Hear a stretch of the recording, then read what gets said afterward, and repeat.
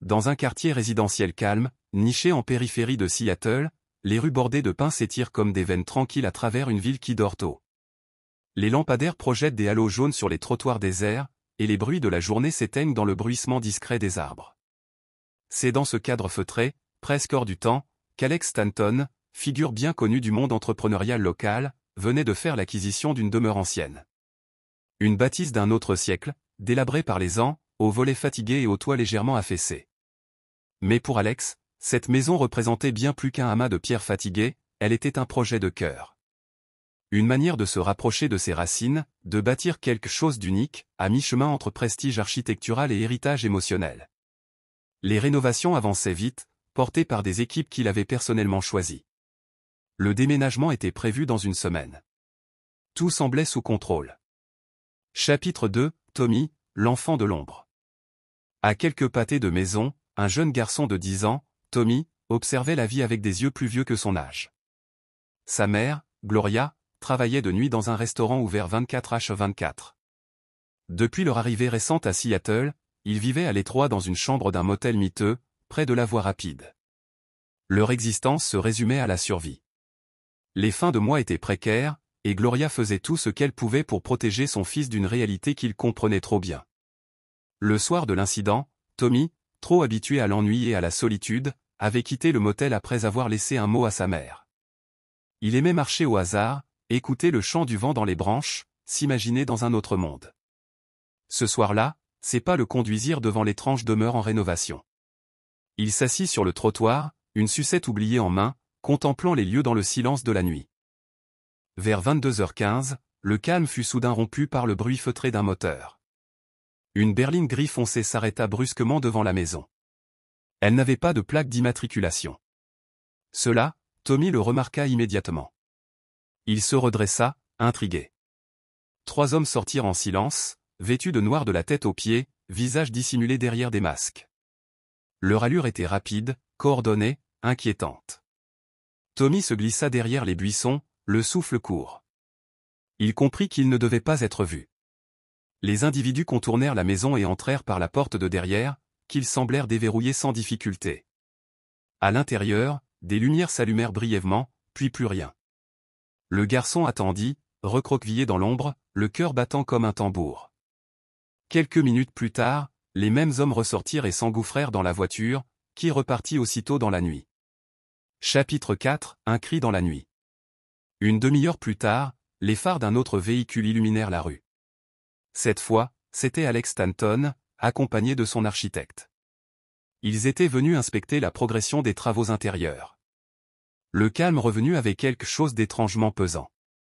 Tommy, toujours dissimulé derrière son buisson, sentit une panique monter en lui. Il ne savait pas ce qui s'était passé exactement, mais son instinct lui hurlait que quelque chose de terrible avait été mis en place dans cette maison. Lorsqu'il vit les 2 adultes s'approcher de la porte, il bondit de sa cachette, courant à perdre haleine vers eux. Il n'eut ni les mots, ni les explications. Tout ce qu'il put faire fut de hurler, de toutes ses forces, à travers toute la rue. N'entrez pas dans cette maison. Les 2 hommes s'arrêtèrent net. Alex, déconcerté, fit un pas en arrière. Ce cri, cette détresse, cette frayeur sincère dans les yeux de l'enfant, quelque chose sonnait vrai. Il prit une décision rare pour un homme aussi pragmatique, il décida de l'écouter. Les autorités furent appelées immédiatement.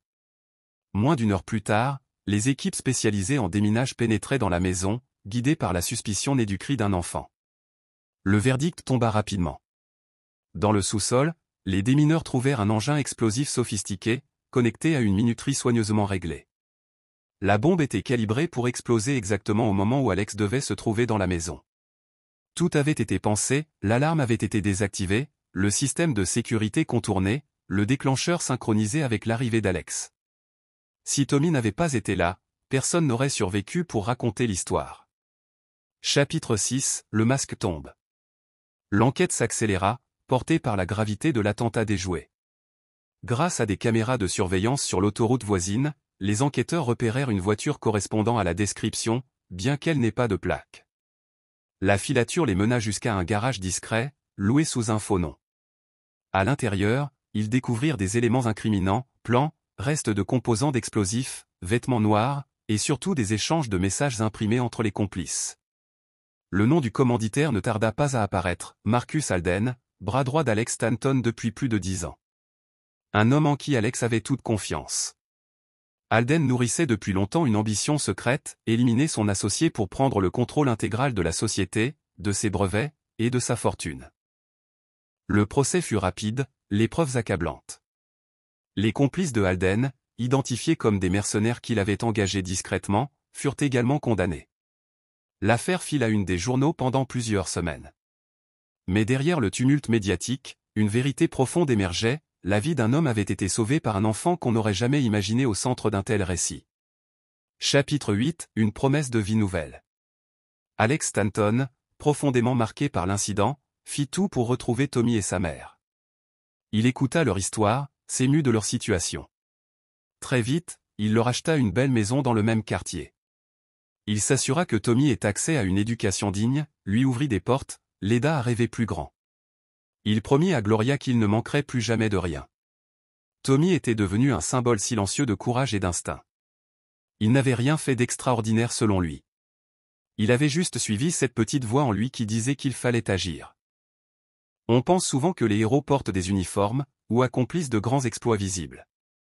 Mais parfois, ce sont les plus invisibles, les plus ordinaires, qui changent le cours des choses. Tommy n'était qu'un enfant seul, effrayé, sans défense, mais il a choisi d'agir. Ce cri dans la nuit est devenu l'écho d'une vie sauvée.